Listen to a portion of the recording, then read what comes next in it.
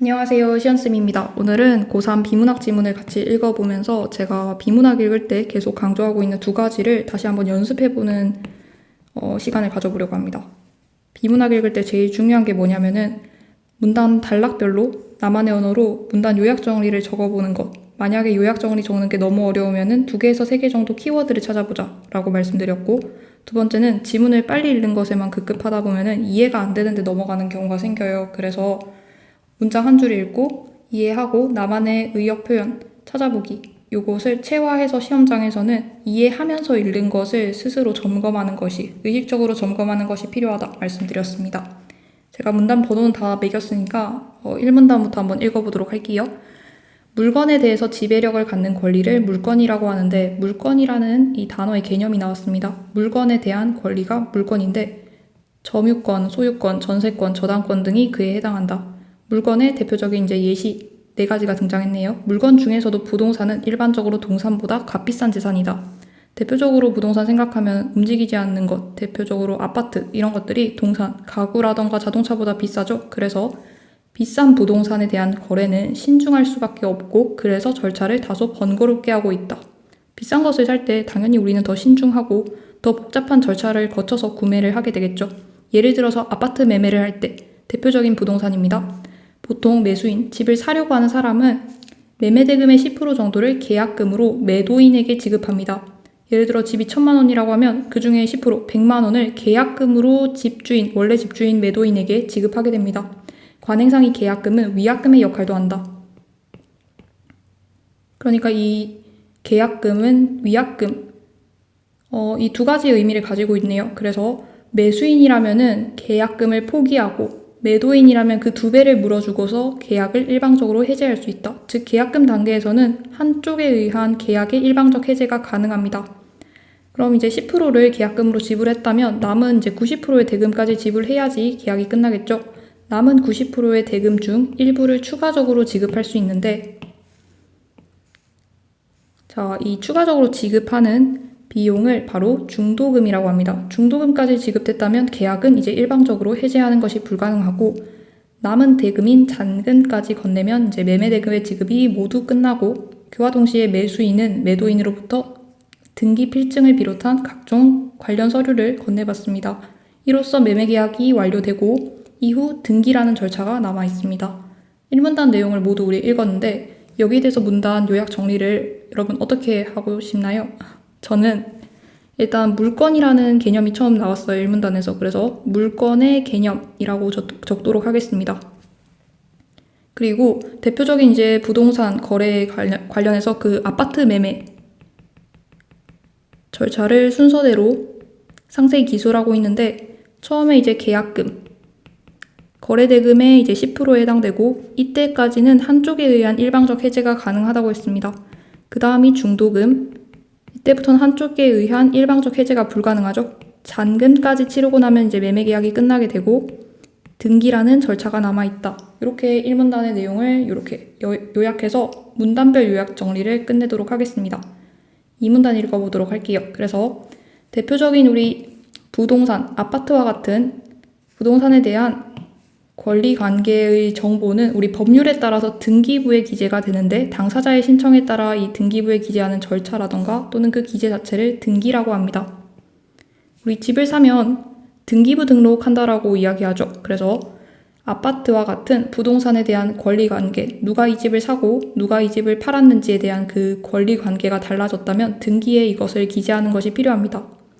부동산 물건에 관한 사항은 등기로 사회일반에 공개하여 게시합니다. 사회일반에 공개하여 게시한다는 것은 즉 집을 사고 파는 사람만이 그 권리 변동을 알고 있는 것이 아니라 A와 B가 집을 사고 팔았다면 그 사실을 모든 제3자, 사회일반에 공개하여 그 정보를 게시한다는 것입니다. 등기부의 편성은 소유자가 아니라 부동산을 중심으로 합니다. 이거 좀 기억해야 할 것 같아요. 등기부 편성은 소유자 중심이 아니라 부동산 중심으로 이루어지고, 또한 한 물건에 대하여 한 개의 등기부 기록만 두도록 한다고 하니까 물건 하나당 등기부 기록도 하나, 1대1 대응으로 볼 수 있겠네요. 원칙적으로 한 물건에 대해서 그 일부나 구성 부분에 대해 따로 소유권이 존재할 수 없고, 물건은 하나인데 이걸 이렇게 쪼개서 그 각각의 부분에 대해서 하나의 물건에 대해 막 이렇게 등기권을 3개, 4개, 여러 개를 지정할 수 없다라는 말입니다. 또는 몇 개의 물건이 이렇게 여러 개가 있는데 이것들을 포괄해서 하나의 소유권이 성립되는 것도 불가능합니다. 여기 나온 2가지 사례 모두 1대1 대응이 아닌 경우죠. 예로 든 이제 아파트의 경우를 살펴보면 아파트에 관해서는 하나의 등기부만이 존재한다. 아파트가 하나니까 거기에 대해서도 등기부는 하나. 1대1 대응이 가능합니다. 그리고 이 아파트 등기부의 표제부에는 아파트 주소, 건물 상태와 같은 표시사항이 기록되고 등기부 갑구에는 아파트에 대한 소유권의 성립이나 변동 상황이 기재됩니다. 그리고 전세권, 저당권 이런 것들은 소유권이 아닌 물건들에 해당되는데 이런 것들이 설정되어 있다면 이것은 을구에 기재됩니다. 그래서 아파트 등기부의 표제부, 갑구, 을구에 어떠한 정보들이 명시되고 기록되어지는지 자세하게 이 문단의 후반부에서 설명하고 있어요. 이 문단의 내용을 우리가 방금 뭘 읽었는지 다시 한번 리마인드 해보면서 옆에 적어볼게요. 저는 일단 등기의 개념이 나왔고요. 그리고 등기의 편성이 어떠한 원칙에 의해서 이루어지는지 상세히 기술하고 있습니다. 대표적으로 등기의 편성과 관련해서 소유자가 아니라 부동산을 중심으로 한다. 또 1대1 대응이다. 이런 것들 기억해야 할 테고 그 다음에 후반부 보면은 아파트 등기부에 대해서 설명하는데 아파트 등기부에서 표제부, 갑구, 을구 각각에서 어떤 정보를 기술하고 있는지 자세히 설명하고 있습니다. 이 문단 내용 여기까지 우리 정리해보고 3문단으로 넘어가도록 하겠습니다. 자, 그래서 이러한 등기상의 공시를 신뢰하여서 거래가 안정적으로 이루어지는 것이기 때문에 등기에 어떠한 정보를 기록하고 이것을 이제 사회 일반에 공시했는데 만약에 우리가 이 정보를 신뢰할 수 없다면 부동산 아파트 거래가 안정적으로 이루어질 수가 없겠죠. 그래서 반드시 등기는 진정한 권리 관계를 반영할 수 있도록 해야 합니다. 등기에 기록된 정보가 가짜면 안 되겠죠. 그래서 매매를 통해서 사고 파는 것이죠. 매매를 통해 소유권자가 바뀌는 것과 같이 새롭게 발생한 등기 원인에 의한 등기를 기입등기라고 한다라고 나와 있네요. 기입등기의 개념이 나왔습니다. 소유권 이전 등기나 저당권 설정 등기 등이 바로 이 기입등기에 해당됩니다. 또 이제 완료된 등기가 신청상의 착오로 말미암아 실체적 법률 관계와 불일치한다. 그 경우에 이것을 바로잡기 위한 등기를 신청할 수 있는데 이것을 경정등기라고 합니다. 정리를 해보면 등기도 지금 종류 2가지가 나왔어요. 기입등기랑 경정등기가 있는데 기입등기는 뭐냐면 뭔가 사고 파는 것과 같이 새롭게 어떤 발생한 등기 원인에 의해서 발생한 등기를 처음 기록하는 것이 바로 기입등기고 등기는 이미 하나 있는데 이게 실체적 법률 관계와 다른 거죠. 등기 사항과 실제 법률 관계가 불일치할 때 이것을 바로잡아야겠죠. 수정하는 등기를 바로 경정등기라고 합니다. 경정등기에는 어떤 것이 있냐면 부동산이나 등기 명의인의 표시를 경정하는 등기가 있을 수 있고 저당권 설정 등기였는데 이걸 전세권 설정 등기로 경정하는 것처럼 권리 자체를 경정하는 등기가 있을 수 있습니다. 그래서 무엇을 바로잡느냐, 바로잡는 그 내용에 따라서 부동산 등기 명의인의 표시를 경정하는 등기나 또는 그 등기 권리 자체를 경정하는 등기 2가지로 조금 더 세분화하여 설명할 수 있네요. 3문단 내용을 우리가 요약 정리해보면은 저는 기입등기 그리고 경정등기 이 개념이 처음 나왔는데 이 2가지가 각각 무엇인지 거기에 어떤 것들이 해당되는지만 정확하게 알아도 3문단 내용은 완벽하게 이해한 것으로 볼 수 있습니다. 4문단으로 넘어가도록 하겠습니다. 자, 4문단 보니까 등기 신청은 원칙적으로 등기 권리자와 등기 의무자가 공동으로 신청하도록 하고 있다. 등기 신청은 한쪽 편에 의해서만 단독으로 이루어지는 게 아니라 등기 권리자, 등기 의무자가 공동으로 신청합니다. 이것은 등기의 진정성을 확보하려는 목적입니다.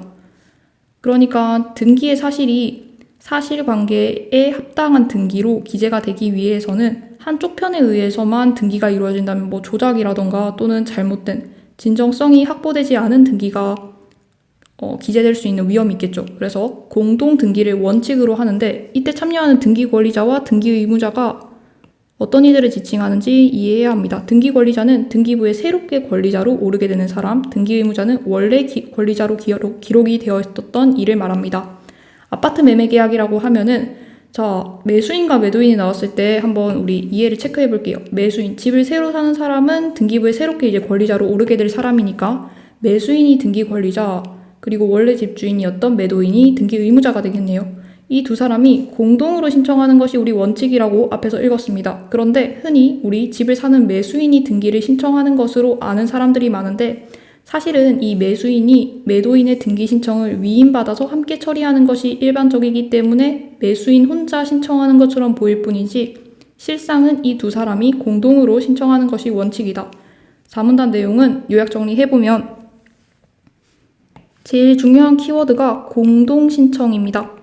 그리고 이 공동신청에 참여하는 2명, 등기 권리자와 그리고 등기 의무자, 이들이 각각 어떤 이들을 지칭하는지에 대해서도 정확하게 이해하고 넘어가셔야 합니다. 그럼 이제 5문단으로 넘어가 보도록 할게요. 그래서 등기의 효력을 정하는 것과 관련하여 이제 등기의 효력에 대해서 이야기를 해볼 텐데 등기의 효력을 정하는 것과 관련하여 다음에 2가지 원칙이 거론된다. 그러면 우리 2가지 원칙이 무엇이고 그것이 어떤 내용인지에 대해서 이 5문단에서 잡고 가야겠죠. 공시를 갖추지 않은 경우, 아직 공시를 안 한 경우에 제3자와의 관계에서는 물론이고 당사자 사이에서의 물권 변동 효력이 생기지 않는다. 제3자와의 관계는 물론 당사자 사이에서도 효력이 생기지 않는다를 바로 성립요건주의라고 합니다. 성립요건주의는 아직 공시가 안 됐다면 제3자는 당연히 안 되고 당사자 사이에서도 불가능합니다. 반면에 계약이 완료되면 아직 계약만 완료되고 공시는 하지 않은 상황이죠. 이때 당사자 사이의 물권 변동은 유효하게 성립한다니까 당사자 사이에서는 물권 변동이 유효하게 성립하고 다만 공시를 아직 하지 않은 상황이기 때문에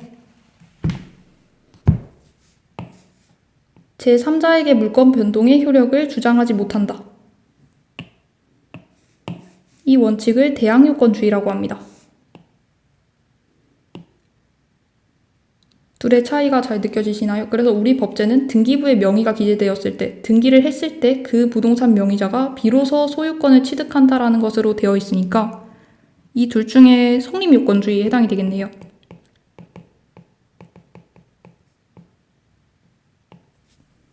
그래서 5문단까지 모두 읽었고 5문단의 문단 요약 정리를 적어보면은 여기서 중요한 키워드는 등기의 효력이 됩니다.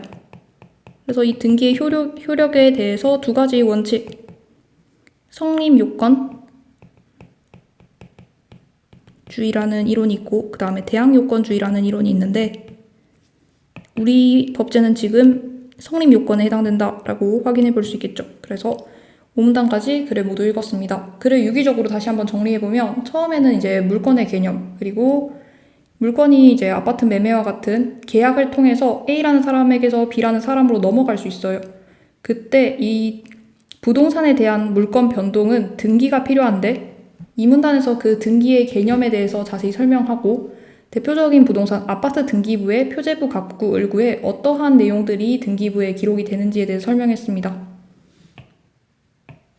그리고 3문단에서는 이 등기의 종류, 기입등기와 경정등기 2가지 종류의 등기가 있다라고 설명했고 4문단에서는 결과적으로 이 등기의 원칙은 공동신청이 원칙이다. 그래서 등기부 새롭게 권리자로 오르는 사람이 등기권리자, 그리고 원래 등기부의 권리자로 기록되었던 사람이 등기의무자다. 그래서 아파트를 사고 팔 때 매수인과 매도인이 함께 공동으로 등기 신청하는 것이 원칙이다라는 내용까지 확인했고 등기 효력과 관련해서 그 시기에 따라 의견이 상이한 의견 2개가 지금 대립하는데 하나는 성립요건주의, 하나는 대항요건주의 이렇게 2가지였어요. 그래서 우리나라 법제는 이 둘 중에 성립요건주의를 따르고 있다. 이렇게 내용 정리할 수 있습니다.